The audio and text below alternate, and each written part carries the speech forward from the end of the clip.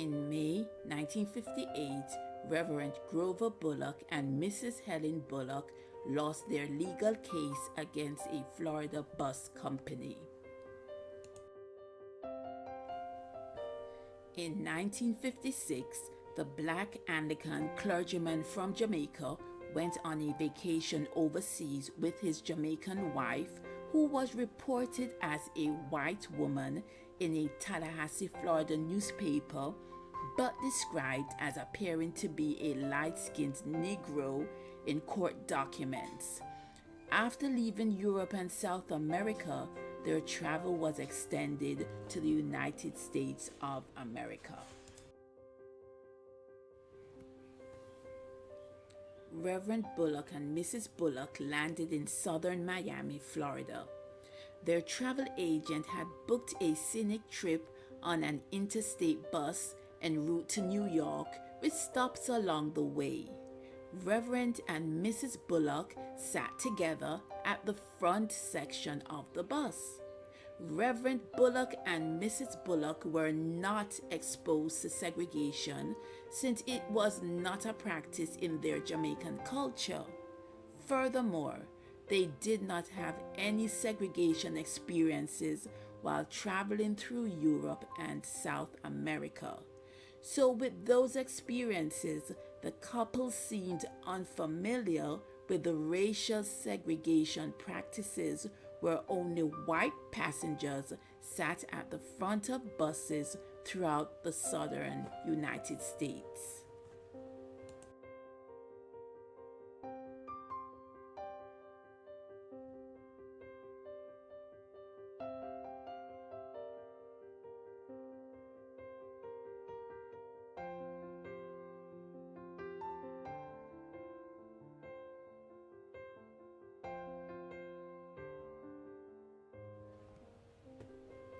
The bus stopped in Perry, Florida, a town known at that time for the intimidation and cruelty of white residents towards black people.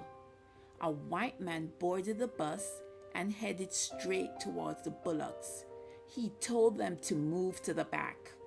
When the couple refused, the man resorted to assaulting them by viciously beating up the pastor and slapping the wife. Both the minister and his attacker were arrested and paid a bond of $25.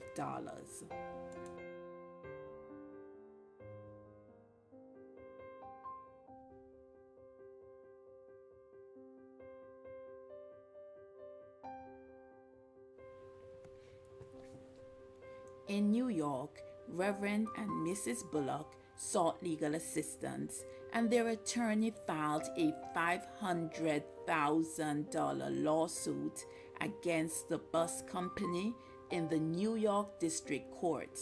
The lawsuit mentioned that Southern bus companies should anticipate assaults when black passengers ride on integrated buses and take measures to protect them.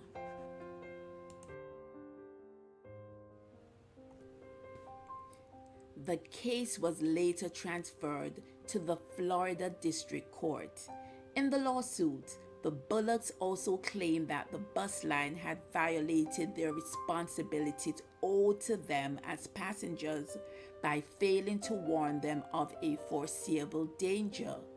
The lawsuit further mentioned that the bus company neglected to protect them from that danger, and by deliberately or at least negligently worsened the danger.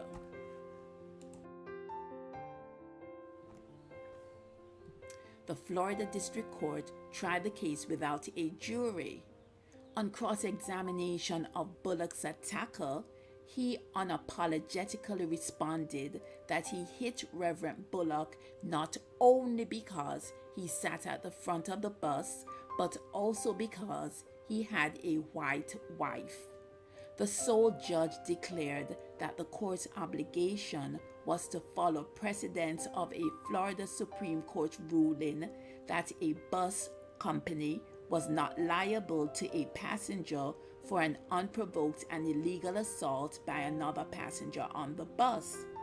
This judge even dared to mention that the majority of Southern Negroes prefer to be segregated, and to his knowledge, this was the first attack since racial integration on interstate buses.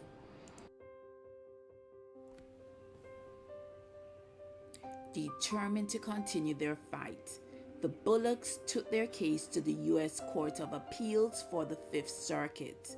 The Court of Appeals ruling in 1959 indicated that the bus company was negligent, since the two bus drivers and the bus company officials should have expected that trouble was awaiting the Bullocks, who were in some danger based on the testimonies of the bus company's workers.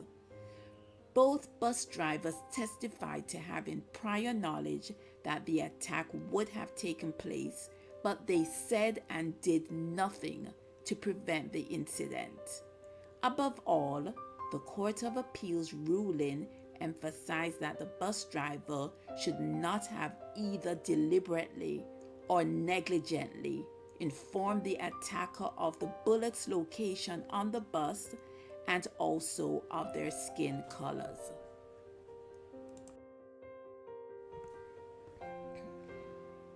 In declaring that the bus company should have warned the Bullocks instead of increasing their danger, the Court of Appeal ruled that the bus line breached the duty owed to Reverend and Mrs. Bullock. The Court of Appeal awarded a judgment for the Bullocks, thereby reversing the Florida District Court's ruling.